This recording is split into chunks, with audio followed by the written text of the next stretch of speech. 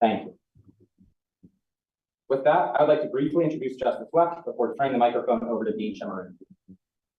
Justice David Wecht was elected to a 10-year term on the Pennsylvania Supreme Court in November of 2015. He began his service in January of 2016. Prior to joining the Supreme Court, Justice Wecht served as a judge of the Superior Court of Pennsylvania, the Court of Common Pleas, and served by appointment as an administrative judge in the Family Division.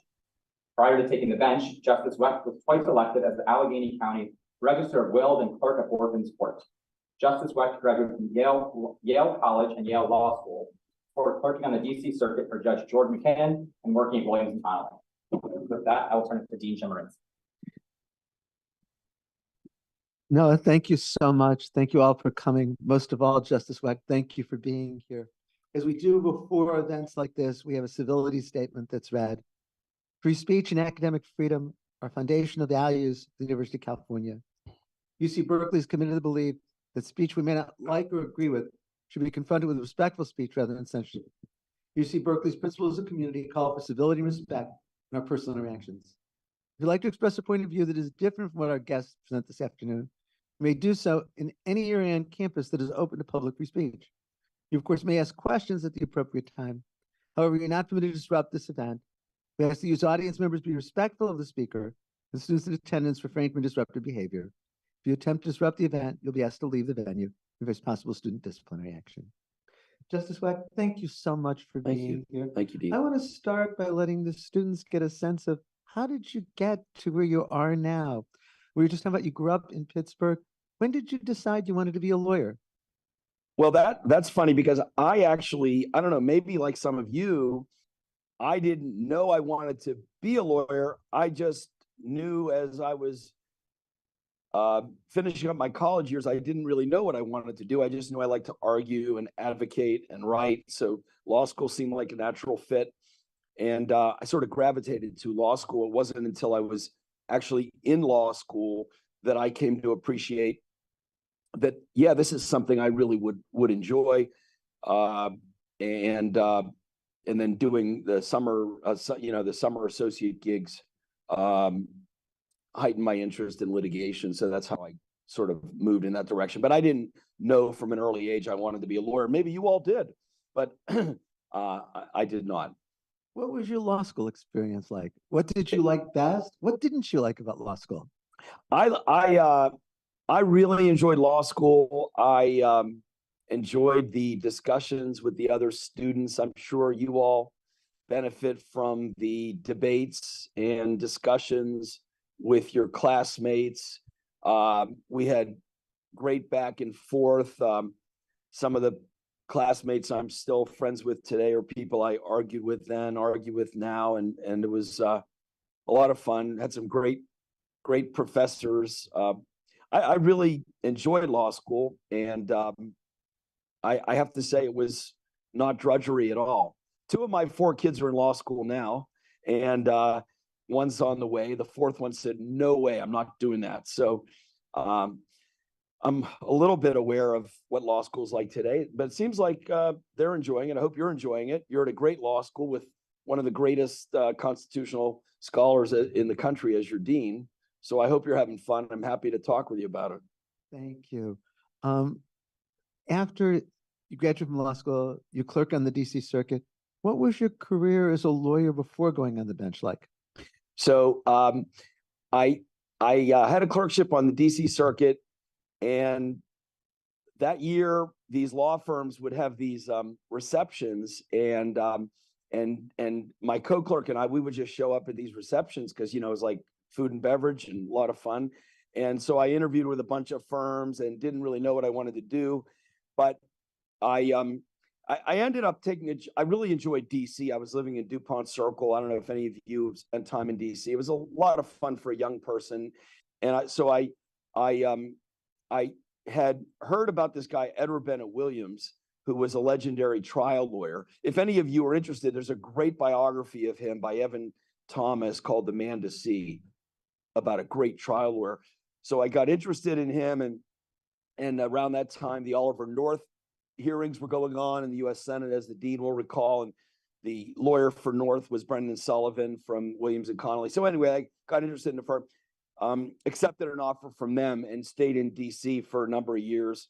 And it wasn't until several years later that I realized I'm just another yuppie lawyer inside the Beltway. I don't really have any clients of my own. I'm not, I'm just sort of spinning my wheels here.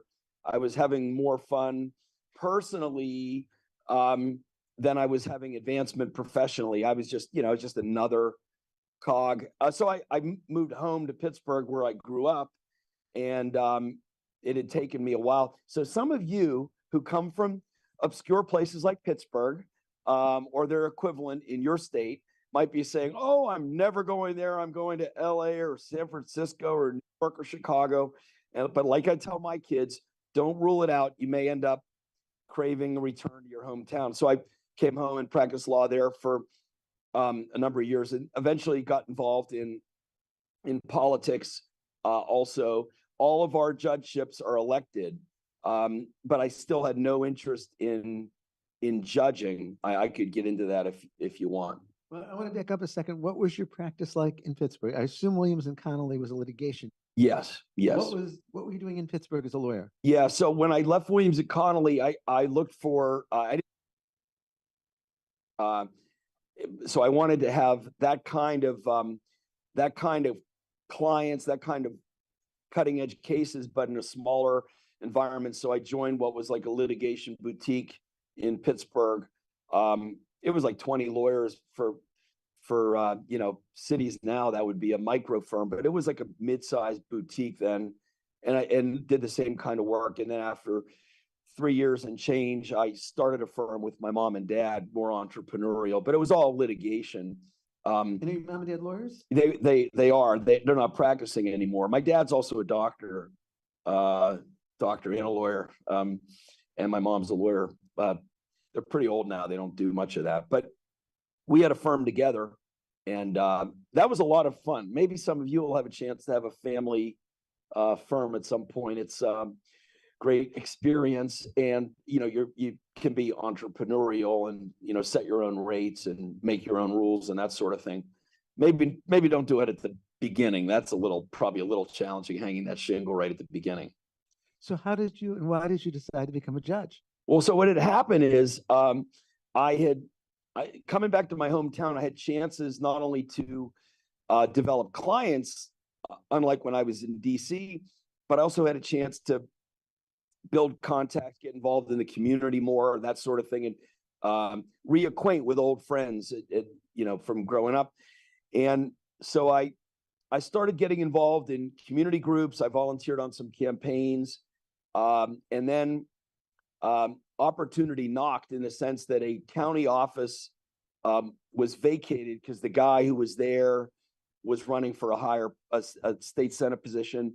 So I ran for an open seat in county government. It was called Register of Wills. It sounds kind of medieval, but it's basically sort of like probate court, but not a judge, but it's like surrogate in New York State, if any of you are from New York. So anyway, so I ran for that, and I thought, and my campaign was basically, this person is adjudicating will contests. Like when people fight over a will, it should be a lawyer.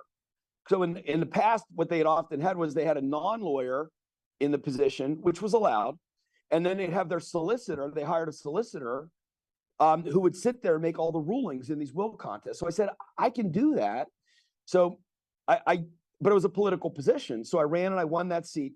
And I never thought this would happen, but I loved judging those will contests so much, which I did in a courtroom and applied the rules of civil procedure and the rules of evidence.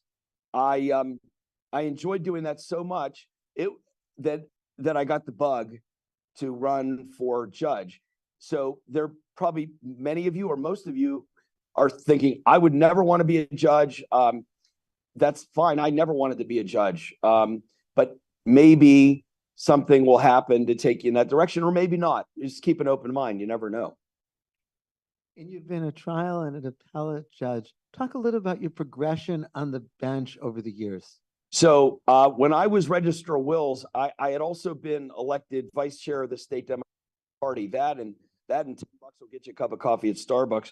But so I I made some contacts and I decided I got ahead of myself. I ran for Superior Court, which is a statewide. Our intermediate appellate court is statewide, it's not like your districts here. So I ran for that before I ran for trial judge, county judge.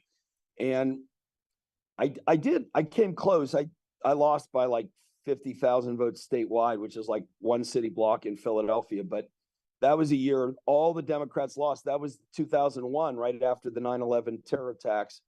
And all the Democrats lost, all the Republicans won. To their credit, I don't know what it says about Democratic voters, but the Republicans swept us. And so anyway, so that was 01. And then in 03, I was getting ready to run for Superior Court again, the same intermediate appellate court, when the new governor called me. And I was already starting the campaign. He said, "Congratulations, I'm making you a judge." There was a vacancy for the trial court in my county on an appointment, and I'd have to run to keep it if I took it. So I said, "Governor, thank you." It was like 10 at night. I said, "Can I talk to my wife and get back to you?" He said, "Call so-and-so tomorrow." So I talked to my wife like for hours, because it was a bird in the hand versus two in the bush. Because if I had said thank you, but no thank you, he might have said, "Oh, because he could have then made sure I wasn't on the ticket." So long story short, I took that, and then I had to run to keep it. And I was elected to keep the seat I was appointed to, did that for 8 or 9 years. And they sent me to the family court. Some of you are saying, "I would never want to do family law." You couldn't possibly have had less family law experience than me. They stuck me there, and I ended up loving it so much that when they said, "You can come to civil now or criminal," I said, I'll stay here. And eventually the Supreme Court appointed me to run the family division. And then eventually I moved to civil, and then ran for the Superior Court in 8 or 9 years later, and won, and did that for 4 years. And then in 2015, it was an unprecedented situation. There were 3 seats vacant on the Pennsylvania Supreme Court. We're all elected. It's a 7-member court, statewide, and there were never 3 out of 7 on the ballot before in the same year. It was odd. One justice had aged out, one justice had been convicted of a crime, and one justice had been forced to retire in a scandal over pornographic emails. So there was 3 vacancies that year, and I ran and I won one of those. I think you just skipped over 2 of the most important stories, but we can skip those. Yeah. We can skip those. It'll be Netflix someday. What surprised you most in becoming a judge, in the transition from lawyer to judge? Well, I think, one of the things is you make a couple lifestyle choices. You forego income that you could get in the private sector. I've been in the public sector. This is what I say to people, of course, who call me for contributions for this, that. And I said, I've been in the public sector for, quarter century here. So, you forego income that some of your peers make in the private sector. So you have to want it. You have to be enjoying it.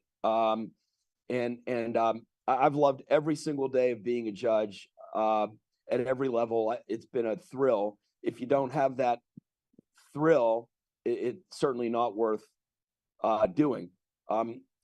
The other lifestyle choice, or one of the other lifestyle choices, is you give up some of your First Amendment rights, which we can talk about if you like, because you're the guy.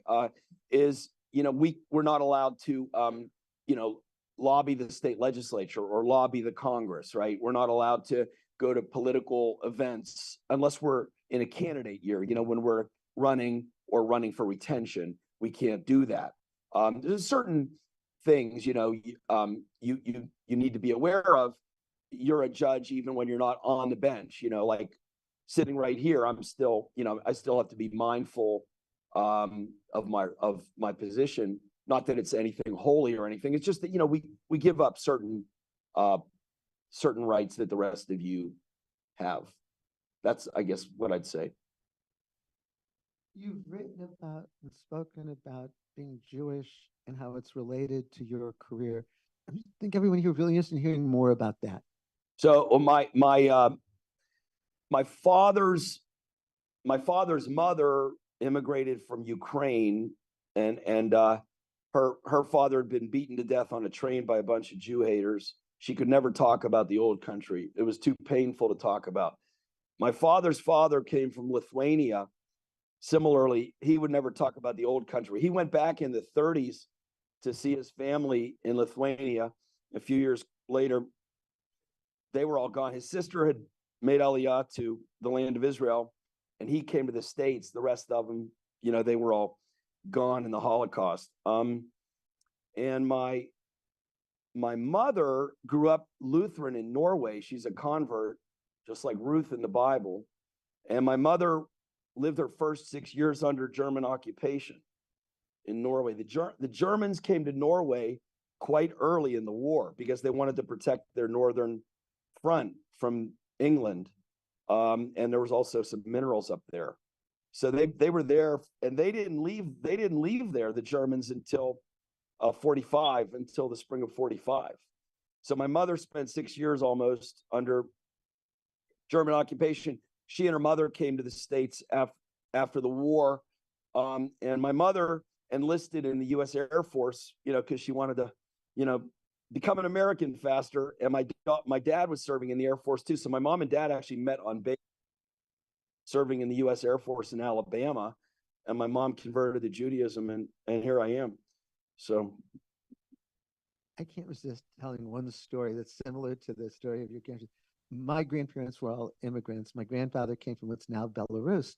And in 1992, after the fall of the Soviet Union, I was asked to be one of 4 Americans to go to Belarus to help them write a new constitution. My grandmother was still alive, and I called and I said, Bubby, this is so great. I'm going to get to go back to Belarus to help them write a constitution. And she said, why would you want to go there? They kicked us out. Yeah. Yeah. So, well, there's a whole, as you all know, but as I try to remind myself, there was a whole civilization. There was a whole civilization that the Jewish people had built up in Eastern Europe over centuries. And it is like Roman Vishniak called his book, a vanished world. It is a vanished world. And every now and then you can find some old film video clips. They're silent, they're not talkies, of Jewish life back in the Pale of Settlement in those days. It's incredible to see, to try to imagine, for example, I mentioned my grandfather came from Lithuania. The Vilna Gaon was the great Gadol Torah, and it was the Jerusalem of the East, or the Jerusalem of the North, I guess they called it. Anyway, the whole, think about it. That whole world is just gone. It's incredible. I want to push a little bit further on this. How do you think being Jewish affects you as a judge on the bench and what you do professionally? Yeah, I've heard Jewish judges respond to that one, Dean, in various ways. Frankly, the fact that I'm a Jew doesn't consciously impact my jurisprudence or my judging at all. I took an oath to the Constitution and laws, and it doesn't, my identity doesn't enter into that on a conscious level. That said, being a Jew is central to my identity. I mean, it's at my core, and I think about that every day. But in the mission of adjudication, it doesn't play any kind of conscious role. It's very, very important to me. As you know, my wife and I were married in the Tree of Life Synagogue in Pittsburgh, and I was on the board there for years. And we were married in the same room where most of the 11 Jews who were massacred in 2018 were massacred, and I knew some of them.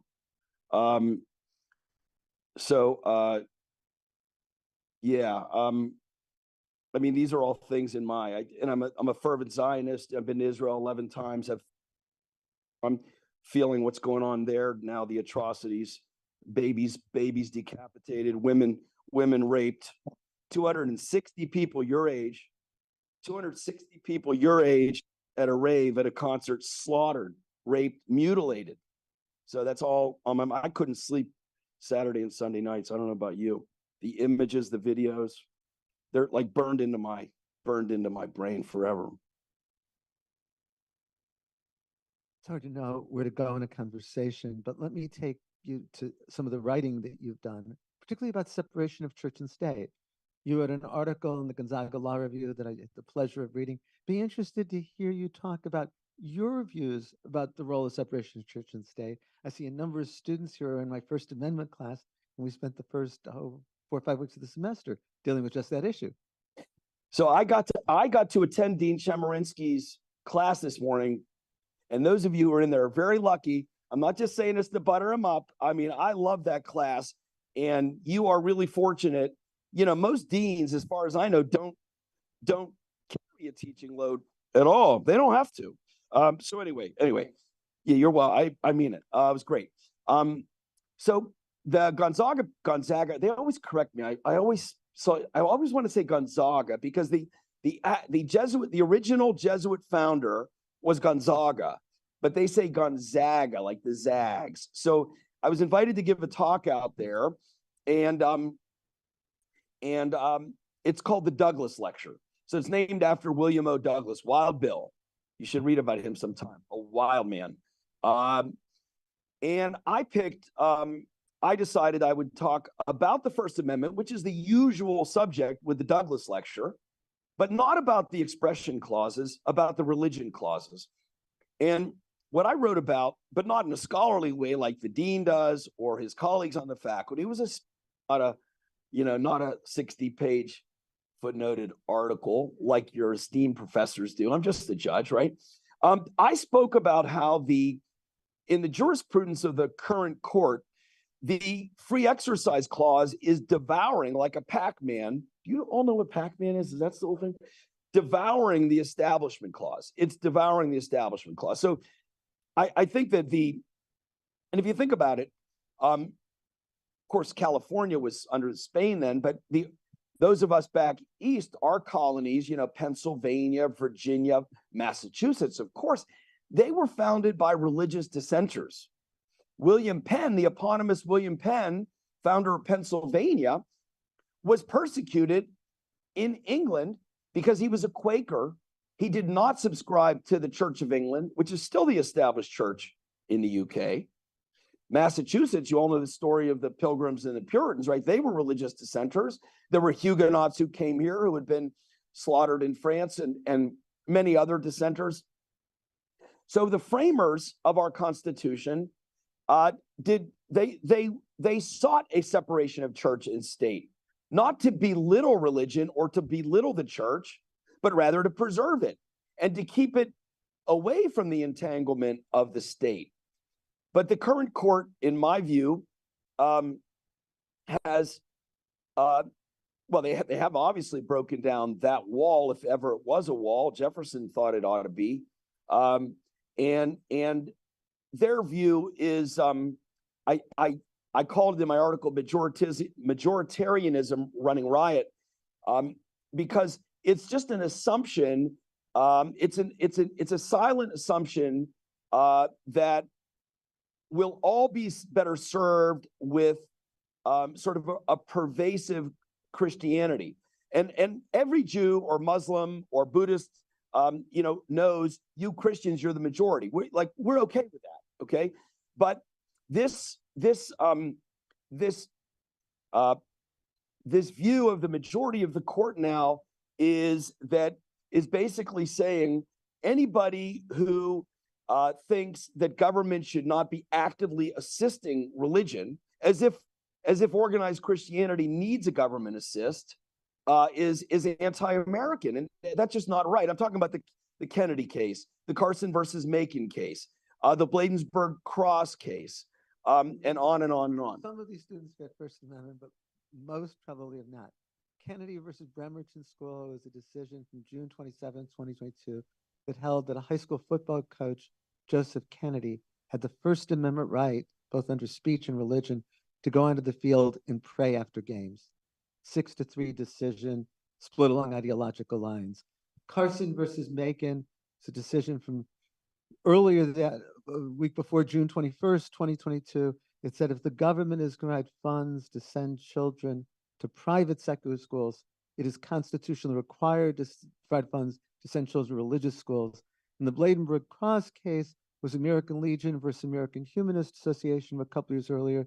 It involves what's essentially, when you count the base and the cross, a 45-foot cross that sits on public property at a busy intersection in Prince George's County, Maryland. And the Supreme Court said having the cross by itself on this public property didn't violate the Establishment Clause. Didn't mean to cut you off, but for the students who didn't know the cases. Yeah, and then there's Shurtleff versus Boston with the big cross flag at the Boston City Hall, and it's a gross insensitivity to the fact that there are people in this country who are not Christian. Again, we fully respect Christianity, but the framers of our Constitution, the people who founded this country, did not envision that the majority would run roughshod.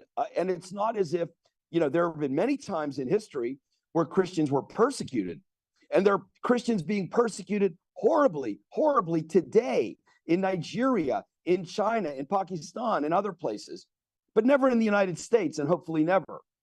But this idea that, like Carson versus Macon, as the dean said government's required to provide this support to sectarian schools. And so, one of the points I made in the article that government involvement in religion is contrary to what Madison and Jefferson and Franklin and others envisioned, and rather they saw that government involvement in religion actually destroys religious liberty, or at least impairs it. So, and the Carter, I have to mention on the Kennedy case, because I have to say that's really my favorite. And Gorsuch, Justice Gorsuch, Not a favorite in a good way. No, not a favorite in a good way. Justice Gorsuch really sculpted the facts, I'll say, to be delicate, which Justice Sotomayor pointed out in dissent, including with photos that she attached, which gave the lie to many of the claims by Kennedy and his lawyers. Did anybody ever here play high school football like I did? Okay. You see, most of the people in high school football got their brains knocked out like I did, so you don't get into Berkeley Law School.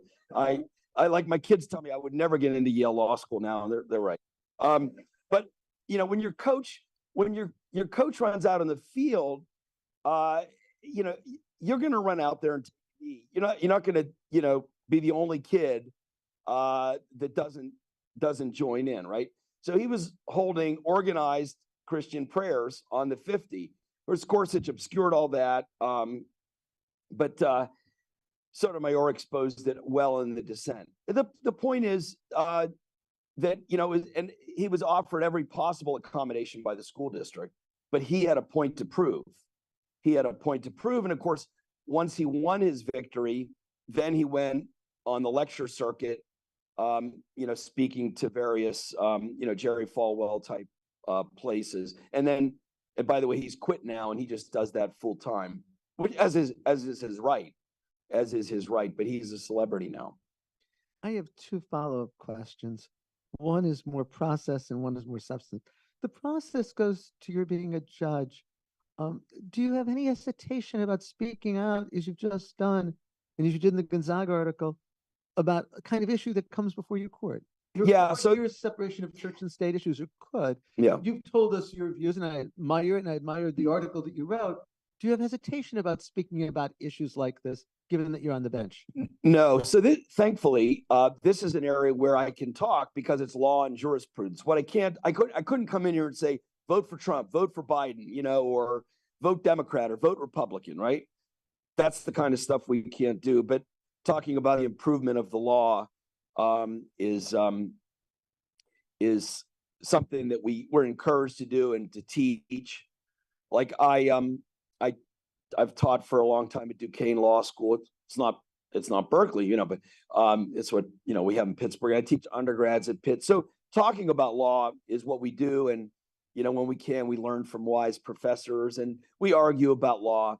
What we can't do, as you all know probably, what we cannot do is promise an outcome in the case, and we cannot comment on a case that's pending or that's expected to come before us. It's hypothetically possible that somebody could bring a case and I'd say, you know what, I've spoken too much on that, or I feel too strongly about that, or this, that. This has come up before when I was campaigning, because we're all elected. We're not like California. We have to actually go out and kiss babies and hug people and go to bingos and give out door prizes and drive all night to county fairs. And in the 2015 campaign for Supreme Court, which was then the most expensive judicial campaign in U.S. history, that record's been obliterated by the Wisconsin race by many levels of magnitude. But at the time, it was the most expensive, and so we were asked about gerrymandering. You all know what gerrymandering is. So I criticized the practice of gerrymandering, and then 3 years later, we had a case involving the Pennsylvania U.S. House districts, and nobody challenged me, and we ruled on it. And then after we ruled on it, after we had decided, then somebody said, you should have recused yourself. I said, no. Number one, you don't get to wait till we've decided the case. And number two, I'm allowed to talk about issues. I'm just not allowed to tell you how I'm going to decide a case. And I talked about, if you're interested, the case called League of Women Voters, you could Google it. I talked a lot about a case that I'm sure Dean Chemerinsky's thought about, which is the Republican Party of Minnesota versus White, which was an important decision by SCOTUS a number of years ago. It is a divided court on the free speech rights of judicial candidates in those states that choose to elect. Unlike California, their justices, and in the idea of if you're going to, not all the justices like the fact that there are elected state Supreme Court justices, but the majority view, or the plurality view at least, was that if your constitution of your state chooses to elect judges, well, then you have to allow the voters to hear what they think about something, rather than like, that's a beautiful clock, or I like that table, right? I want to go back to a substantive question. Then I want to ask you one last question, then open up to the students. Yeah, whatever. I'm happy to talk about whatever. Those who would disagree with what you said on separation of church and state, or the Gonzaga article, would say that what the Supreme Court is doing now is properly protecting free exercise of religion. So they protected Coach Kennedy's free exercise right to go onto the field and pray. The Carson versus Macon involved Maine giving money to parents where there weren't public school systems to send their children to private school, but only secular, not religious schools. And what those who would defend these decisions would say, what the court's doing is fulfilling the Constitution's protection of free exercise of religion. How do you respond to that? Well, I think there's no evidence. I think there's never been evidence that that free exercise rights have been impaired, much less denied in this country. I mean, we were founded on religious liberty, among other things. In fact, as I mentioned, that's why the Pilgrims came here. That's why Penn and the Quakers came here. That's why others came here, was for religious liberty. My father's parents came here so they could be Jews here and not be slaughtered by the pogramists, right? I mean, so never, people have never been denied. I think it's a canard for people who are arguing this Gorsuchian jurisprudence on exercise to maintain that people are being denied their rights to be practicing Christians. I think it's an absurdity. Thank goodness we have freedom of worship. And I think it cheapens religion to insist that government support your exercise of religion. It would be important if your religious rights were being denied or impaired, as I said, as they are in many countries. Try being a Christian right now in Nigeria or Pakistan, right? But thank goodness that's not the case here. I wanted to ask you one last question. You talked about running for election. How do you feel about having elected judges? Well, since I won, it would But you made stink it if I would stink if I lost. It basically I think you could argue either side of this. So there's probably a lot of you sitting there who are saying this guy's further proof that when you elect justices, you get hacks. I don't think anyone's thinking that today. Maybe you could say if you could somehow aggregate all the federal judges and all the state elected judges in the country and get some like titrate them or somehow get some distillate that maybe then in the aggregate the federal judges would be smarter, better, whatever. I don't know, but look at it this way: we have a system of federalism, and as Brandeis told us, the states are the laboratories of democracy. You have your Constitution in California. Some of it's probably pretty crazy. We have our Constitution in Pennsylvania. Well, your proposition thing is that's. But anyway, so our Constitution says we elect our judges. So that is the Jacksonian impulse, still here, almost 200 years later, living and breathing in Pennsylvania. Now, you may look at that and say, that's insane that you have people running for judge and they run around and they have to campaign and kiss babies and do bingos and county fairs and everything. That's a legitimate viewpoint. On the other hand, if I have a case come in front of me, I've been to that place where that case arose. And I didn't ride a great big desk to my office, and just, write a check to a senator and go to the right cocktail parties and get nominated by the president. Again, I'm not putting it down. Got a lot of good friends who are federal judges. They're going to be calling me after this. So there's great federal judges, but there's some pretty good state judges too. Some of whom were elected. And here's the thing: whoever wants to amend a constitution, whether it's yours here in California or ours in Pennsylvania, I think has the burden of persuasion on why it should be amended. And further, when the Constitution, as it does in Pennsylvania, provides for the franchise, gives people the vote for their judges, if you want to take it out of the people's hands and say, we know better than you who your judges should be, you should at least prove why. The bottom line is, if the people want to amend the Constitution of Pennsylvania and make the judges appointed, that's okay with me. I mean, my wife would like me to be in the private sector, make some more money. So no, I think reasonable people can disagree. And whether it's an elected or appointed system, a lot of attention should be given to the intellectual firepower of the candidates and to their fitness to be good jurists. I have lots more questions I want to ask. Yeah, let the students. I want to say 15 minutes. I'm in no rush.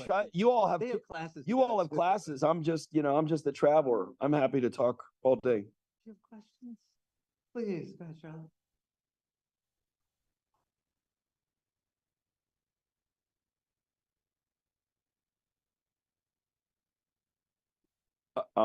The question. No, when you were talking to voters who are undecided, which issues seem most persuasive? Did I get that right? Yeah, that's a good. It's a good question. I think that the message to audiences that were perceived to be more partisan. I ran as a Democrat. Would be somewhat different from a general audience. So when my running mates and I were speaking to an audience that we perceived to be more, and we weren't always together. There were three of us, but we weren't always. It's a big state, not as big as California, but big. We would talk about access to the courts. Sometimes the gerrymandering stuff, which was an issue. Then at times, qualifications, which we'd also talk about with completely nonpartisan or opaquely partisan audiences. Um, I guess it's lost in a fog at this point. I guess that year went by in a blur. I can't remember more than that. I can tell you this year, though, there's a seat on our court being filled in an election, just one seat this year. And from what I'm reading in the paper, it's all about Dobbs. I mean, the whole thing is all about Dobbs. And because, Dobbs said goes to the states. So that was not a thing really. When I was running, I mean, Roe was Roe. So it wasn't our call, so to speak. Other questions, please. Christianity can be bolstered by the judiciary. On the flip side of that coin, I feel like there's a lot of religions, specifically tribal religions, that are, I guess, kind of further marginalized by the judiciary, and there seems to be cases where tribes are unable to practice their religion because the government's trying to go the highway or whatever. And so I'm just kind of curious what you make of that dynamic of, maybe the dominant religion being uplifted by the court while more minority religions are being further marginalized. Let me be sure I can state the question. No, you talked about how Justice Wecht spoke of the courts advancing Christianity, but what about tribal religions, you asked, and where the court seems to be marginalizing those religions? Does that capture? Yeah, well, there's the Smith was the peyote case, or yeah. So I don't think there. I want to make it clear. I do not think there's some overt prejudice or overt intentional religious discrimination going on. I think it's basically an insensitivity. That's why I call it majoritarianism. It's just when you have a regime that provide. I don't mean regime. You have a paradigm that feels it necessary for government to get involved in assisting religion actively, as in financially or et cetera, then what's going to happen by default through nobody's bad intention is the majority rules, right? And the vision of our Constitution, as Justice Robert Jackson and others said, is counter-majoritarian, right? It's that certain things are beyond the reach of temporal majorities or enduring majorities even. They're in the charter. They lie beyond the reach of the majority. So it is not through anybody's bad intentions, but the rhythm will be set by the majority. And if you feel the need to bolster majority claims through government intervention, you've embarked on, I think, a problematic enterprise. It's again, this is not a complaint. I want to say for the third time, this is not a complaint that Christians are the majority. I understand that. I'm completely at peace with that. And, that's why Christmas and Easter, that's like the themes of the seasons, and fine. Just like, in Israel, where my friends and relatives are, the Jewish holidays are that set the pace, Saudi Arabia, Muslim holidays. But we don't, in the American constitutional model, we don't put government weight behind that default impulse, is my basic point. With respect to your point, I think inevitably the smaller in such a paradigm, the smaller the constituency, the more marginalized it's going to become. Other questions, please. The only other high school football player, me. How did you get in?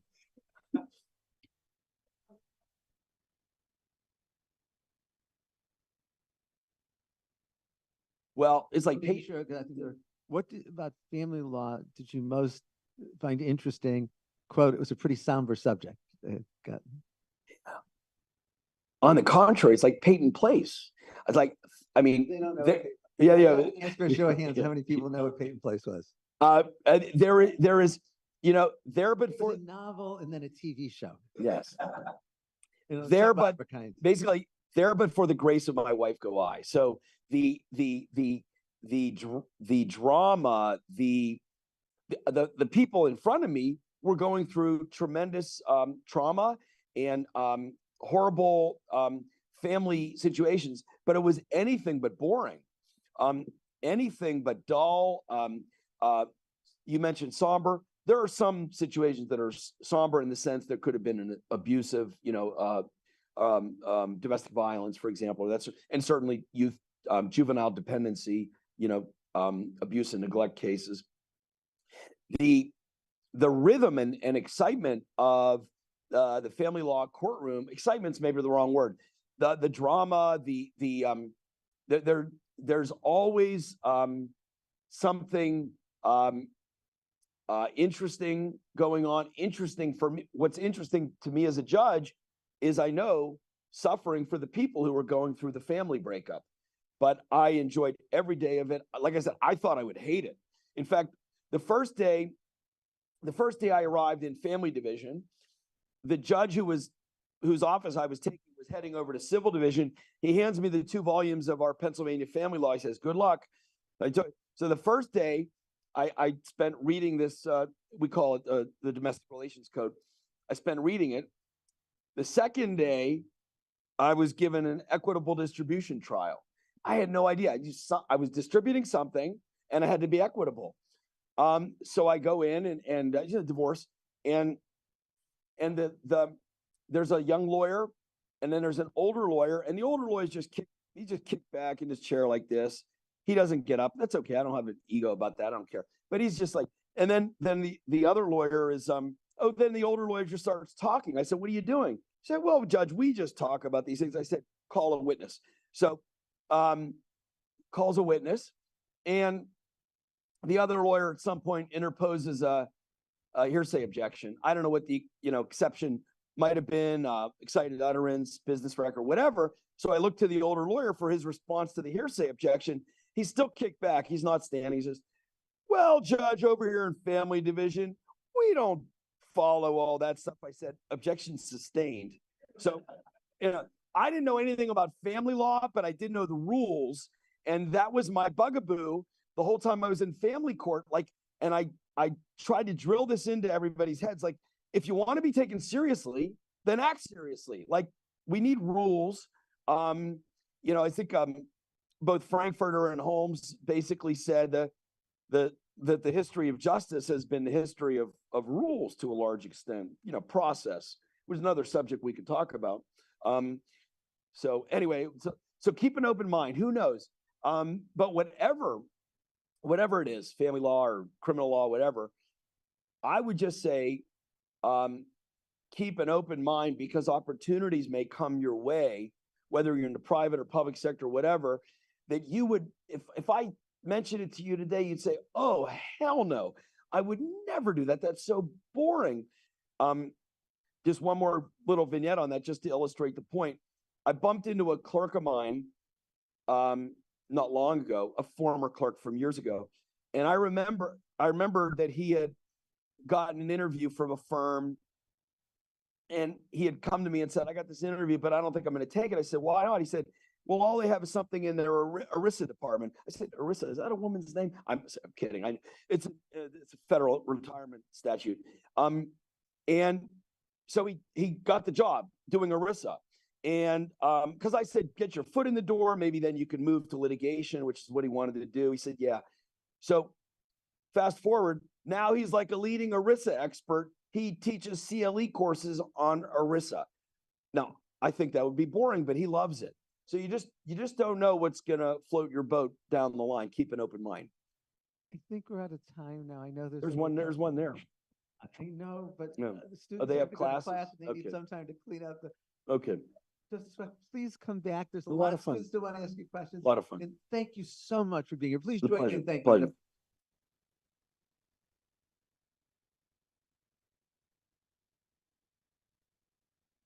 Court, in 136, you have more questions.